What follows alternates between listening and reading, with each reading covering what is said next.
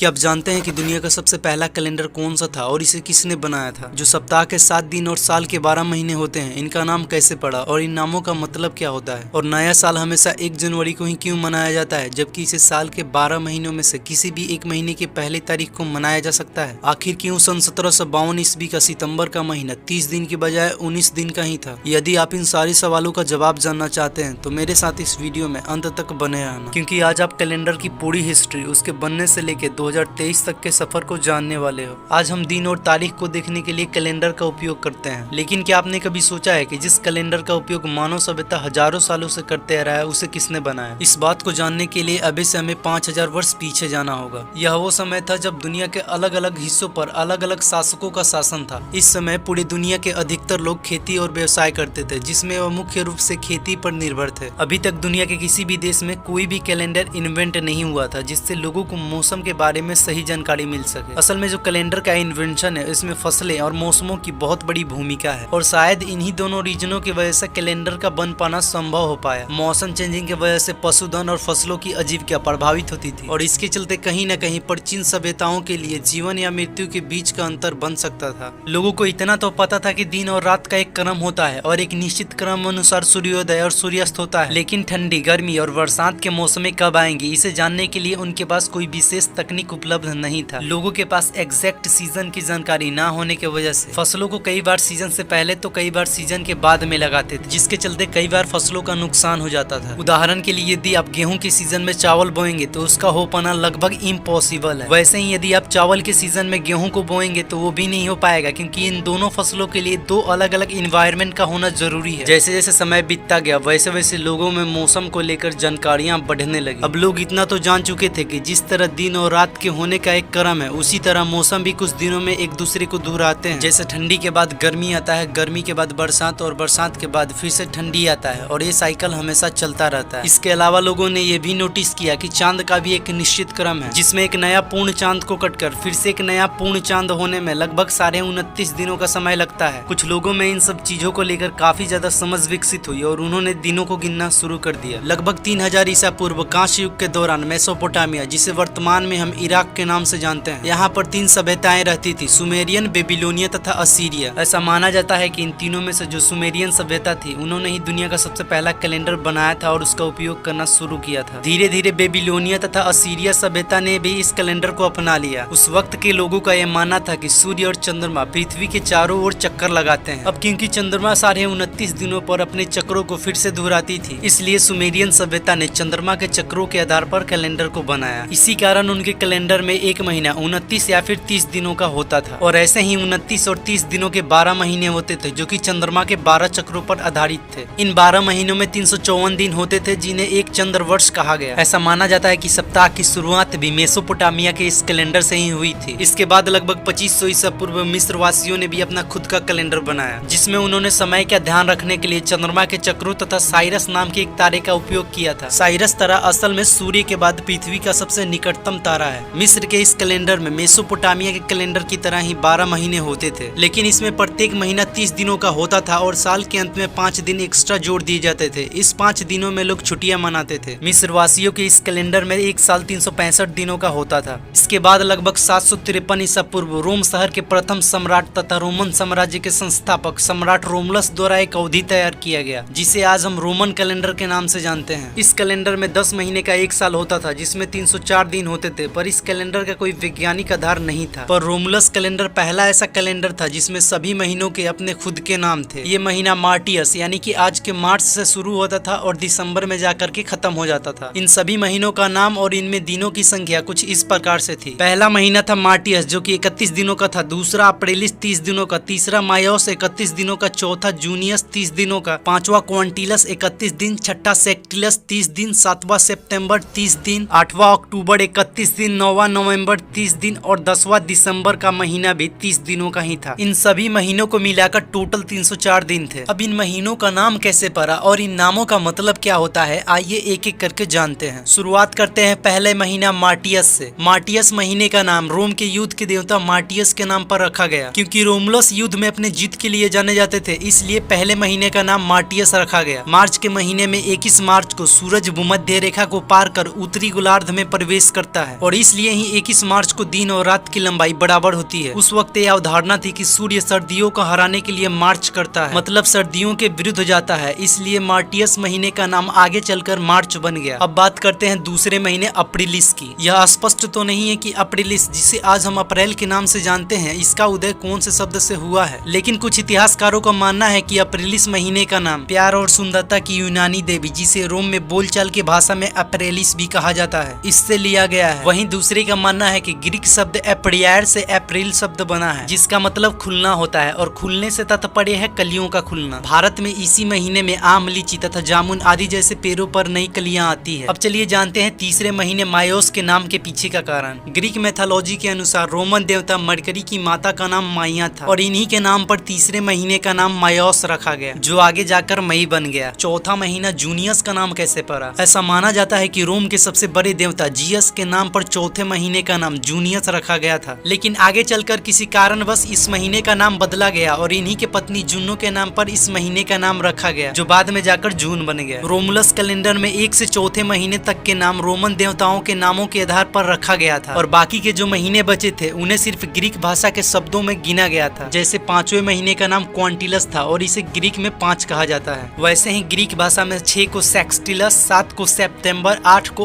अक्टूबर, 9 को नवंबर और 10 को दिसंबर कहा जाता है। रोम के लोग आज भी सितंबर को सितंबर कहते हैं। दिसंबर के बाद आने वाले कुछ दिनों का हिसाब नहीं होता था, क्योंकि दिसंबर के बाद सूर्य दिखना धीरे धीरे बंद हो जाता था, जिससे पूरे रोम में भीषण ठंडी पड़ती थी और सारा कामकाज ठप हो जाता था। इस समय सरकार और सेना भी सक्रिय नहीं रहती थी। अधिक ठंड पड़ने के चलते कोई भी नया काम शुरू नहीं किया जाता था। भारत में इसी महीने से ठंडी काफी तेज हो जाती है और 14 दिसंबर से 14 जनवरी के बीच कोई भी नया काम की शुरुआत नहीं की जाती है। इसलिए यूरोप में दिनों को तब तक नहीं गिना जाता था जब तक मौसम पूरी तरीके से साफ नहीं हो जाता था। जब सूरज आसमान में चमकने लगता और ठंडी का असर कम हो जाता था तो फिर से मार्टियस महीने की शुरुआत हो जाती थी। इसके बाद लगभग 715 ईसा पूर्व रोमन सम्राट रोमुलस की मृत्यु के बाद नुमा पोम्पिलियस रोमन साम्राज्य का दूसरा सम्राट बना, जिसने रोमुलस कैलेंडर में 2 महीनों को ऐड किया। दरअसल दिसंबर के बाद जिन दिनों को नहीं गिना जाता था उनकी वजह से काफी ज्यादा दिक्कतें आ रही थी, इसलिए दिसंबर के बाद 28-28 दिनों के 2 महीने बनाए गए। 28-28 दिनों के 2 महीने यानी 56 दिन बढ़ने के चलते कैलेंडर में अब एक साल 304 दिनों से बढ़कर 360 दिनों का हो गया था। 753 ईसा पूर्व से लेकर 45 ईसा पूर्व तक लगभग 700 सालों तक ये कैलेंडर पूरे यूरोप में चला। लगभग 63 ईसा पूर्व जूलियस सीजर को पोंटिफिक्स मैक्सिकस के रूप में नियुक्त किया गया था और इसलिए वह उस समिति के अध्यक्ष बने जो कैलेंडर के बारे में निर्णय ले सकते थे। 48 ईसा पूर्व में जूलियस सीजर मिस्र गया और वहाँ उसे क्लियोपेट्रा से प्यार हो गया। ये वही क्लियोपेट्रा थी जिसे उस वक्त मिस्र का सबसे सुंदर स्त्री कहा जाता था। जूलियस सीजर क्लियोपेट्रा के साथ अलेक्जेंड्रिया में तकरीबन 1 सालों तक रहा। सीजर ने अपने प्रवास के दौरान मिस्र के समय और मौसम गणना पद्धति का अध्ययन किया। मिस्र के जो खगोल शास्त्री और गणितज्ञ थे उन्हें ऐसा लगता था कि एक वर्ष में 365.25 दिन होते हैं, इसलिए मिस्र के कैलेंडर में 30 दिनों के 12 महीने होते थे और साल के अंत में 5 दिन एक्स्ट्रा जोड़ दिए जाते थे जिसमें लोग छुट्टियां मनाते थे। हालांकि मिस्र के इस कैलेंडर में 365 दिनों का 1 साल होता था। मिस्र के कैलेंडर को देखने के बाद जूलियस सीजर को रोमन कैलेंडर में अपडेट करने का ख्याल आया, क्योंकि मिस्र वासियों का जो कैलेंडर था वो सीजर को वैज्ञानिक तौर पर सही लगा। सीजर ने कैलेंडर को अपडेट करने के लिए यूनानी खगोल शास्त्री और गणितज्ञ सोसिजीनस को अपने यहाँ आमंत्रित किया। सोसिजीनस के सुझाव के अनुसार रोमन कैलेंडर में 1 साल 365.25 दिनों का हो गया। 365.25 दिनों को वर्ष के रूप में समायोजित करने के लिए हर चौथा वर्ष 366 दिनों का कर दिया गया, ताकि जो हर साल 0.25 दिन एक्स्ट्रा बच रहे थे वे चौथे साल में 1 दिन को पूरा कर ले। और यहीं से ही लीप ईयर का कंसेप्ट शुरू हुआ। इन्होंने महीनों में दिनों के क्रम को भी बदलने का फैसला लिया और 365 दिन वाले 12 महीने को 31 और 30 दिनों के क्रम में बांटा। दिसंबर के बाद जो 2 महीने रोमन कैलेंडर में नुमा पोम्पिलियस के द्वारा जोड़े गए थे उन दोनों महीनों को साल का पहला और दूसरा महीना बनाया गया, जिनका नाम जानूस और फेब्रुवलिया रखा गया। अब जो वर्ष का पहला महीना जानूस था उसका नाम रोम के देवता जानूस के नाम पर रखा गया था। इनके 2 सिर होते थे, जिसमें आगे वाला सिर भविष्य काल को तथा पीछे वाला सिर भूतकाल को देखता था, इसलिए ही जानूस या फिर जनवरी को साल का पहला महीना बनाया गया और यहीं से ही 1 जनवरी साल का पहला दिन भी बन गया। तभी से ही नया साल हर 1 जनवरी को मनाया जाने लगा। दूसरा महीना जो फेब्रुवलिया था इसका नाम फेब्रुवलिया उत्सव से लिया गया था, जो रोम का वार्षिक उत्सव था। फेब्रुवलिया उत्सव रोम में पूरे महीने चलता था, जिसे बुरी आत्माओं को भगाने के तरीके के रूप में आयोजित किया जाता था और कहीं न कहीं इसी की वजह से जो फरवरी महीना है इसमें दिनों की संख्या सबसे कम है। अब क्योंकि जूलियस सीजर के नेतृत्व में इस कैलेंडर को बना करके तैयार किया गया था इसलिए इसका नाम जूलियस कैलेंडर रखा गया। इस कैलेंडर के महीनों में दिनों की संख्या कुछ इस प्रकार से थी। जानूस 31 दिन, फेब्रुलिया 29 दिन और लीप ईयर होने पर 30 दिन, मार्टियस 31 दिन, अप्रिलिस 30 दिन, मायोस 31 दिन, जूनियस 30 दिन, क्वांटिलस 31 दिन, सेक्टिलस 30 दिन, सितंबर 31 दिन, अक्टूबर 30 दिन, नवंबर 31 दिन और दिसंबर 30 दिनों का था। जूलियस कैलेंडर जब बन के तैयार हो गया तो इसे 45 ईसा पूर्व में लागू कर दिया गया, लेकिन एक वर्ष के भीतर ही यानी कि 44 ईसा पूर्व के क्वांटिलस महीने में जूलियस सीजर की किसी ने हत्या कर दी। इसलिए पोंटिफिक्स कमेटी के सदस्यों ने जूलियस सीजर के सम्मान में क्वांटिलस महीने का नाम बदलकर जूलियस कर दिया।